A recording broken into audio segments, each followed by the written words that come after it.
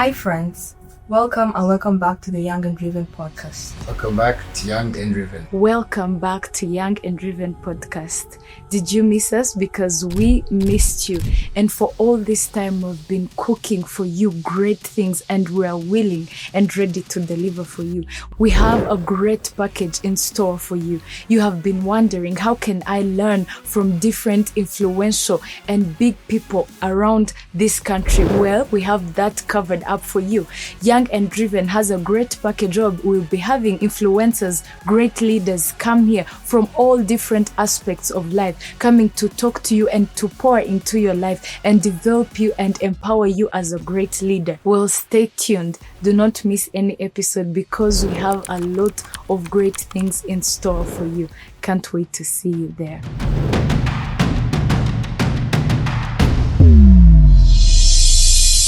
Hello, welcome back to Young and Driven podcast. As we told you that we have a great package for you, so it starts now.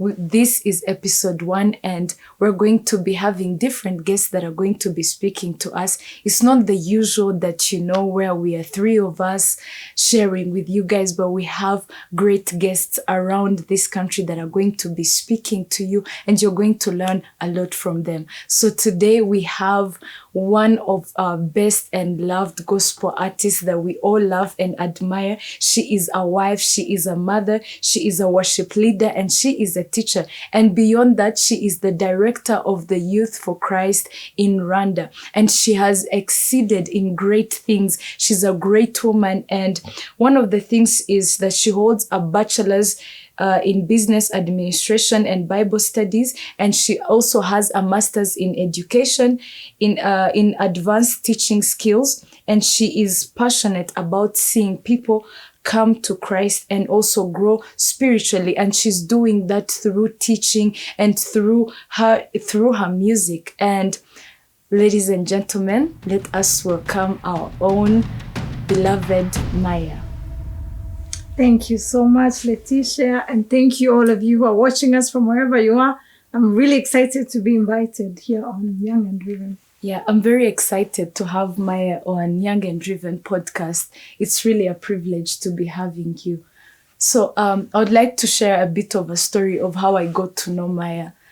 And I can't believe I'm actually having her right here in this room because I always aspired about her. I used to listen to her songs at school, and we even had like our drama team. We danced most of her songs, and it was really amazing. So I got to know Maya in Kurumbuka Leadership Solutions, and I had seen you before at New Life. You are leading worship. I was like, hey, Maya, I don't know if I'll ever meet her. And then when we were like doing that, because when you were in the Emerging Leaders, and for us, we're in Trek. So your sister, Erica, she was teaching us about abundant leadership. And then she mentioned that you are her sister. And we're in disbelief. We're like, no, how do you know Maya? And then she's like, they're coming to start to study soon. You guys will meet them.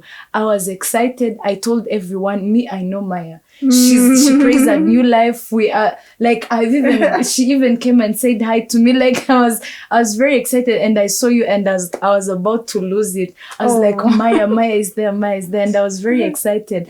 And when I approached you, you were so friendly, and I was like, wow. Wow, people are really humble, and that's they're so humbling. Nice. I thank God for that. Thank you for sharing. Yeah, and I was very excited because even after that, you are very friendly, that people just find themselves like so drawn to you, and you also draw to them, and not like holding the title of the celebrity saying that I'm the singer, do you know me? But even people just talk to you, and then afterwards they know that is Maya. Oh my God, did I just talk to her? And yeah. So Maya, I'd like to start off with this question. Would you tell us who is Maya beyond, as people know you as a great artist from your songs, you and your husband? Who is Maya? Let us get to know who you are beyond all the titles and all these great things that people know about you. Yeah, thank you. I'm actually the first thing you can know, I'm a very simple person. I like simplicity. I don't, I mean, I think it's even in the way I dress, in the way I do things, like even the way I approach life. I really like to simplify things. And when I feel like things are too complicated or things are extra, like even when I dress and I feel like I'm being extra in the way that I'm looking, it just makes me really uncomfortable. So the first thing you know about me is that I'm very simple and I like to simplify things. Even like big things, like if it's like a big issue, maybe you're dealing with issues, I try to look at it like a simple thing. Yeah. And it helps me to really look at life like that. But other than that, I'm a daughter. I have my lovely parents who are actually in Zambia. That's where I grew up. And I'm a sister. And I'm a big sister, so I'm very protective of my siblings. And I'm actually a very shy person. That's one thing people don't know about me. But I think I've trained myself to like not be too shy. But naturally, I'm a shy person, and being in front of audiences is scary for me. But I try to, once we start, I'm like, okay, that's it. There's no turning back. And then I also love people. I love having people around me. I'm extroverted. So I get my energy from people. I can be like really tired. Like imagine like I'm so tired, maybe I haven't slept, and then people come over.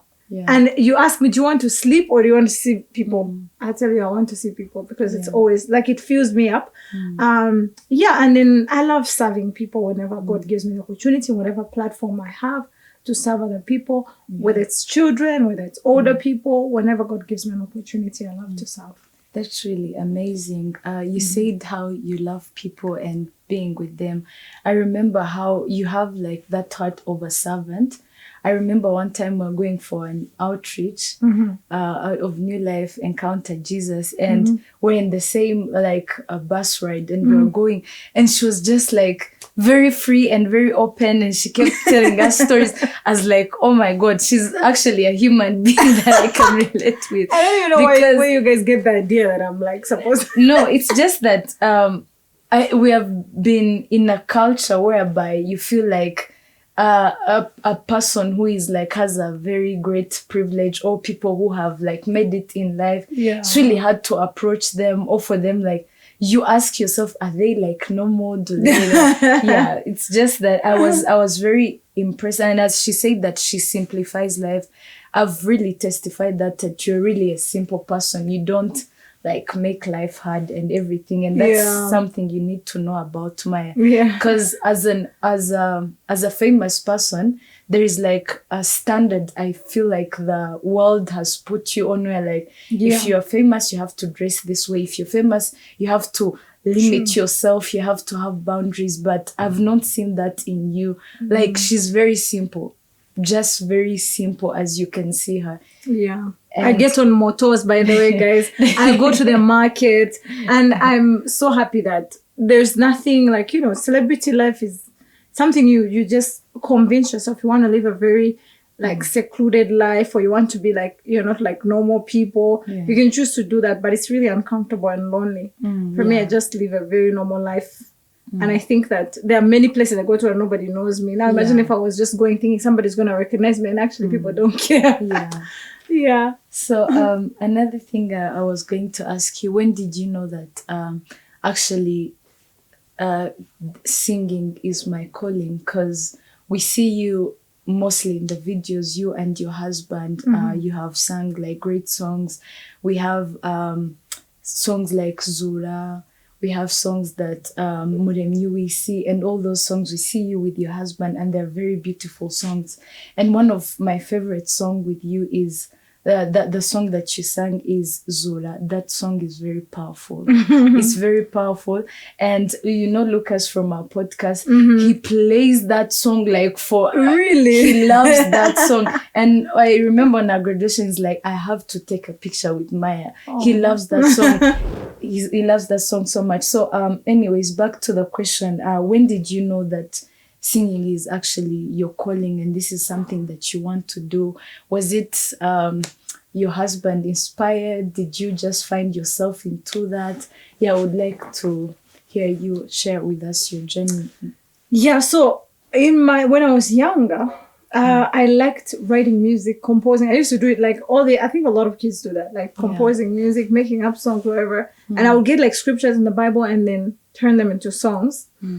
So that's my early, I guess, interest in music. But then I don't come from a very musical, okay. So now my family is very musical, but it hasn't always been like that. Like my parents didn't encourage that, or they were not singers, whatnot. So in my teen years, I wouldn't say that I was super interested in music, but when I gave my life to Christ, I was part of this church that was like a growing church, a very small church that had been planted by my dad and someone else. And while in that church, one day, I used to be, so I love teaching. By the way, my number one passion and calling is actually teaching. Yeah. And even music, for me, I feel like it's just a tool to do that. And so as I was at church one day, the worship team, I wasn't part of the worship team. I wasn't planning to be part of the worship team. But one day, the worship team director didn't show up, and there was an issue between them and the pastor. And that day, I just got randomly asked to lead worship. And then when they heard me sing, they were very surprised. I was like maybe 17 that time. So since that time, that's how I got into the worship team, very much by accident, I like to say. Because I wasn't singing myself. Because of how shy I was, I wouldn't picture myself singing in front of people. I was so shy. Like, I was so timid that when I was younger, that is before this period, instead of talking to, like, if I have a problem with you, instead of talking to you, I'd like go up in a tree and pretend or like practice what I would say to you. And when you're in front of me, I can't even say it. Like, so I was that timid. But I think God just started working on me. And then I joined an amazing worship ministry afterwards, not in that church, in a different one. And that's how my journey started. So I was in church and I was also singing with, like, as a backup artist, a backup singer for some big artists in Zambia. And I was also part of a band. Like, we had this band. We just used to sing at different places, but like, it was a Christian band. So when I came back to Burundi when I was about 22, I met Fabrice, and he had this ministry, Heavenly Melodies Africa. I joined the ministry. That very first time I joined, I got invited to sing as a special guest.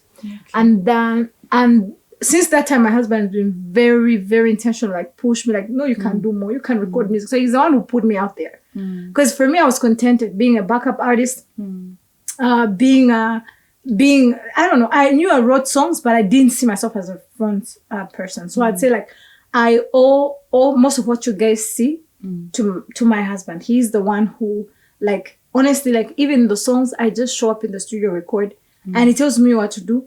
Okay, I'm experienced, but like, he's the one who tells me, okay, sing this song, lead this song. He prepares everything, and even the concerts, is the one who organizes. So I say, like, the professional side of it, what people see now and know, he has had a huge part. He's mentored me. He's pushed me to the front. He's given me those opportunities. He listened to my songs that I wrote. Some of the songs I'm singing now, I wrote like when I was 17, 18. Wow. And he's now like, he's always loved my songs, my original songs. And he's the one who like gave me the platform to start singing some of my original music. So yeah, that's in brief, my journey. But I think God has just helped me. A large part of also my growth has been singing in church. I've always been like a church girl, singing in worship team since that time that I talked about. And I continue to do that even to date. Wow, that's very amazing. You talked about how you were timid and you had a lot of fear as a young girl, as you have been growing up, but you overcame that. And I believe as young people, we have like great potential in us, but we always have that fear. I'm not good enough. What are they going to think? I think I can do it better than they can do it. But we all, like, as you said, that your husband pushed you into doing that. But what if you don't have like someone like the one that you had that time? Or like, you can share with us, how have you overcome that timid person in you and the fear, and you actually stepped out into the greatness that was on the inside of you as a worship leader, or even in anything else that you have done?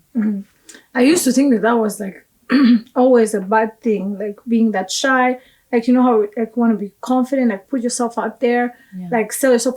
That's good in a way. But in the long run, I learned that it's not necessarily a bad thing, because there are times when we want to put ourselves out there, want to, like, that's kind of the world's way of doing things. You know how the world would be like, you know, step on anyone, just get your moment. Like, when you're given an opportunity, jump on it. But the Bible says that blessed are the meek, for they will inherit the earth.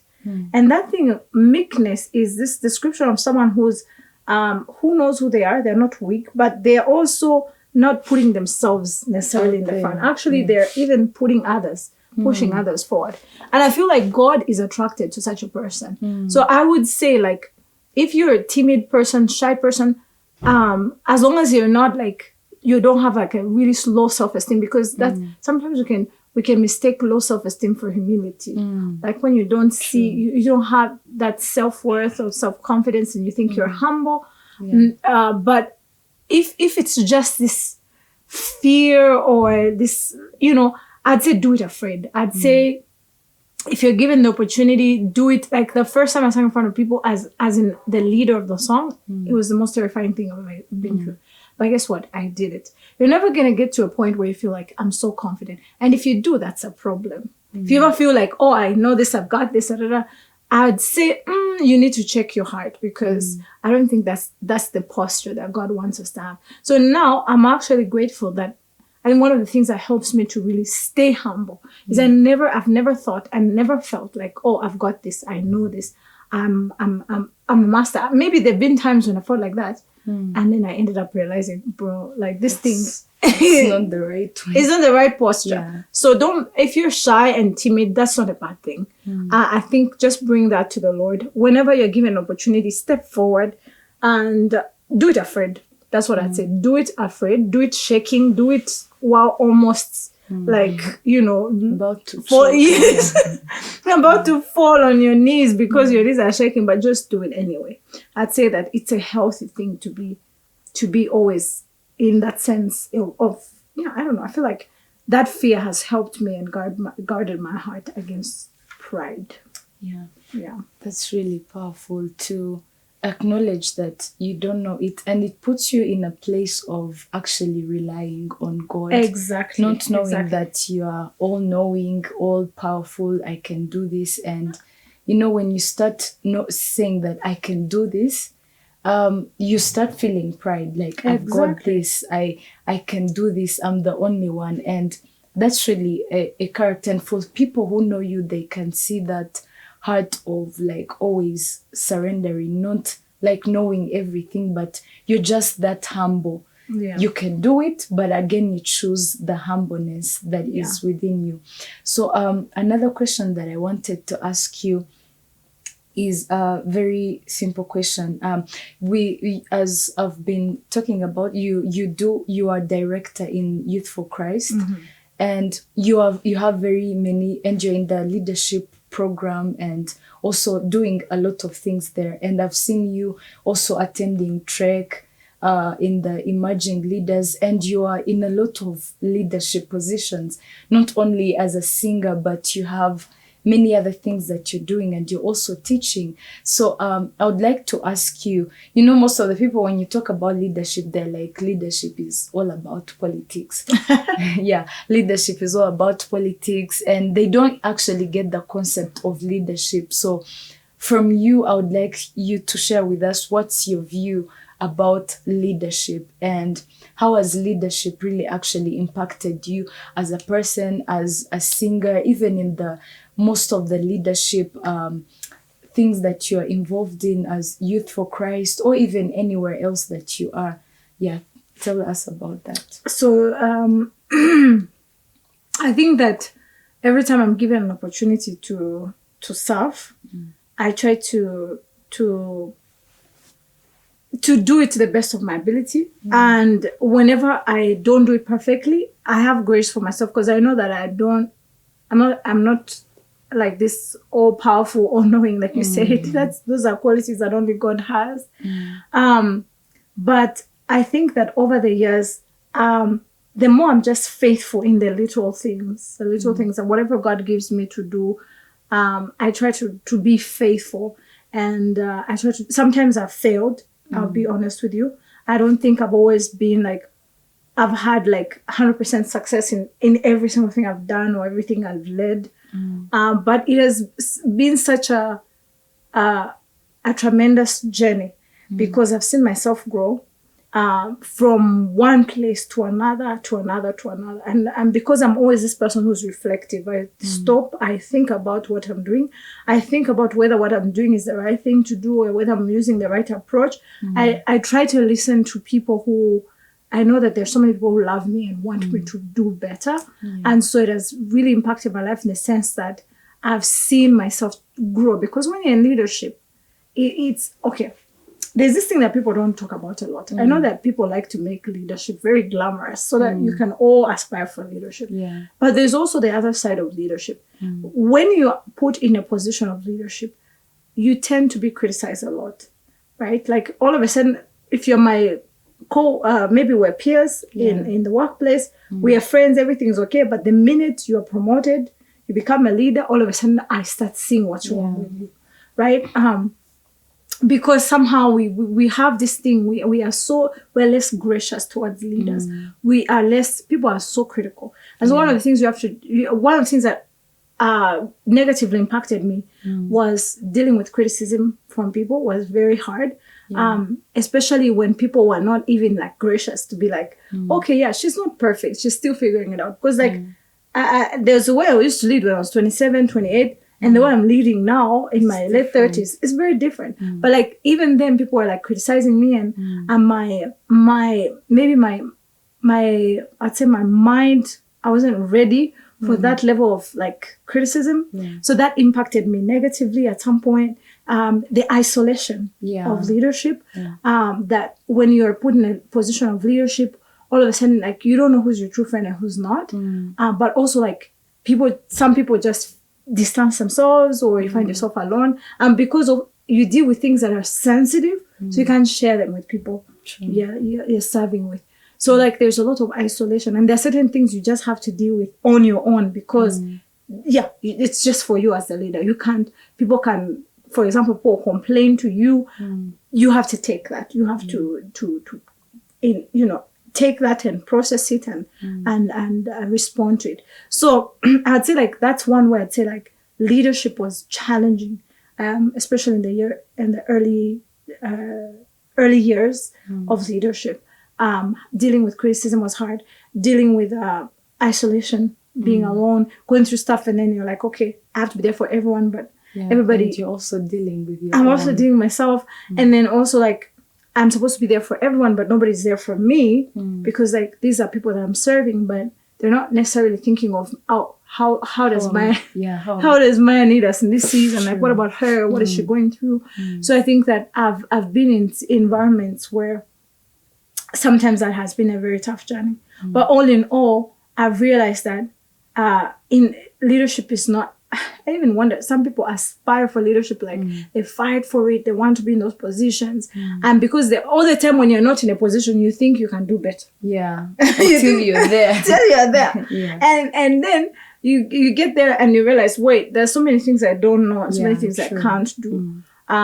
So it has impacted me in so many ways, but it has also drawn me closer to God. I think the Lord has been my shepherd through it all. And through the different spaces and places I go and lead and deal with different things and serve and what I feel like, guys, people are hard. People are complicated. True. People are people, and we're supposed to love them. We're supposed to serve them. We're supposed to move the vision forward and also love those same people who maybe are not even being authentic to us and whatnot. So they say that leadership is politics because sometimes people start using politics to kind of like, deal with all that stuff, to use politics. But I think for me, I'm not a political person. By the way, one of the things, if I ever get into politics, I'll probably be a very bad politician.